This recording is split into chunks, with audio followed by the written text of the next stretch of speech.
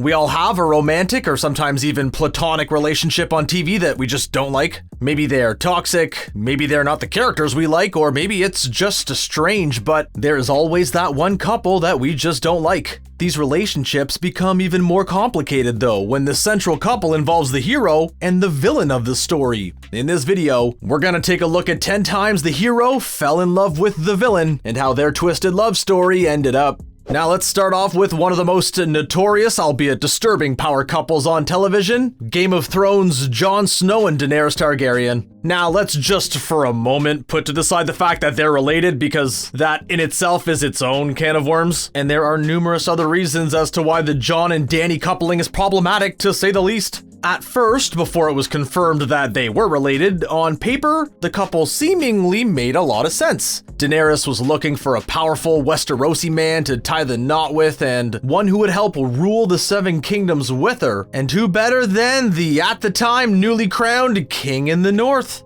Also, not only were they fan favorites, but both, at first anyway, were kind-hearted, loyal, honorable, and wanted what was best for the world and the people that were close to them. They both saw these respective characteristics in one another, and almost instantly became infatuated with each other. I mean, how could you not be infatuated with them? They are beautiful people. I mean, even I get lost in Kit Harington's brooding eyes, so it made a whole lot of sense when they threw caution to the wind and got together, all while Tyrion watched the door from the hallway outside. Yeah, that scene is still a little strange, but of course, fate had its own ideas, and although in my opinion, and probably most people's, Daenerys' descent into villainy and madness was rushed, it does make sense that she would follow her father's footsteps and bring ruin and misery to the city founded by her ancestors. Jon, seeing what she had become, made the difficult decision to stop her further tyranny there and then and killed her. What follows is questionable to say the least, but hey, it's happened now, so I guess we have to try and move on.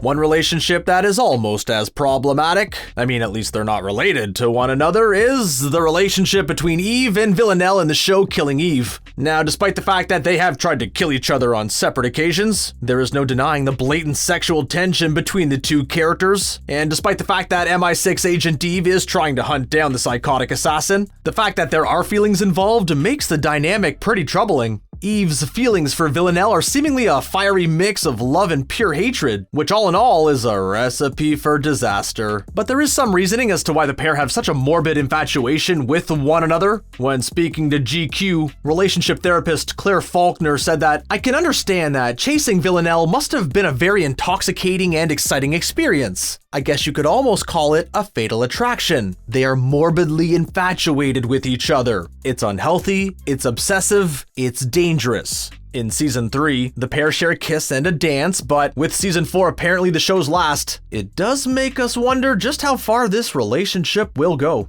This next one also involves a relationship around a cat and mouse game, although this one is admittedly a little more contentious. We're talking about Sherlock's fascination with Irene Adler, or as he refers to her in the books, the woman. Now, it's hard to label their love in a traditional romantic sense. Instead, it's more of an admiration between the two parties, almost like a mutual respect and love for the game, similar to the relationship between Sherlock and Moriarty, which there could also be some kind of love going on there, at least Moriarty to Sherlock, who knows. Sherlock loves to be in control, but he also loves a challenge, and that's why he's often bored when he can't find a case that truly puzzles him. This is why he's so attracted to Irene Adler, as she is someone on equal footing with him. She knows how to play the game, which is very much afoot. Is it a passionate love between the two? No. But is there an infatuation drawn from mutual respect? Absolutely.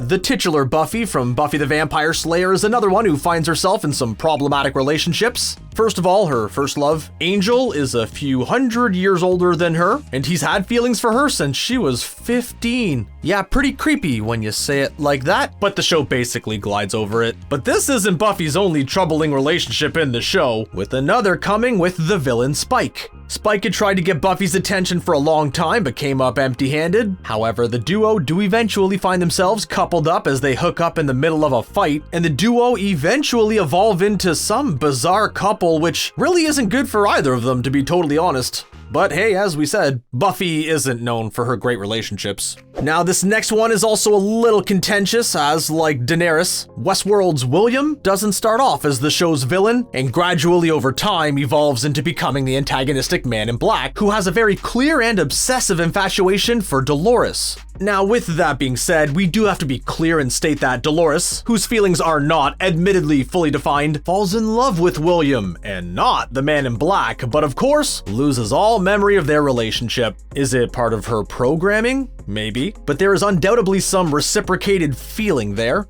Of course, that story as a whole focuses predominantly on William falling in love with Dolores, and it's that relationship that leads him down a road of violence and somehow transforms Jimmy Simpson into Ed Harris. Ah, the magic of television. And even if their relationship hadn't been nixed so early, William would have likely displayed his violent tendencies over time anyway. But there's also somewhat of an irony in the whole situation as well, as to reference Norman Osborn, Dolores turns out to be a bit of a villain herself.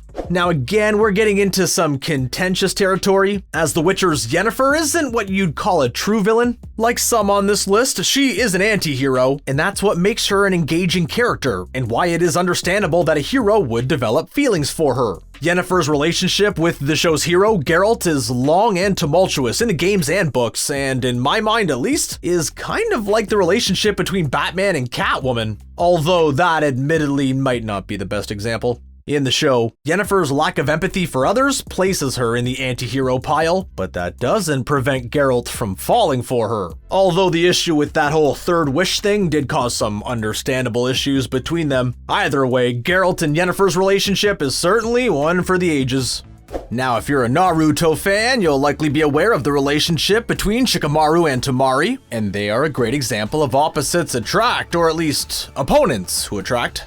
During the Chunin exams, Temari and her family are actually the villains in the story, and Temari proves to be a tough, fierce, and brutal opponent, but that creates a level of mutual respect. And although Shikamaru gets the better of her during a fight in the final rounds of the Chunin exams, when he has the opportunity to finish her once and for all, he opts not to, and instead forfeits the fight altogether. If this is the exact moment that Shikamaru falls in love, or if it's the moment he comes to realize his feelings, is unclear, but over time the two of them draw closer, with Temari even saving Shikamaru's life. Eventually, the pair get married and even have a child, so their romance ends up pretty good in the end.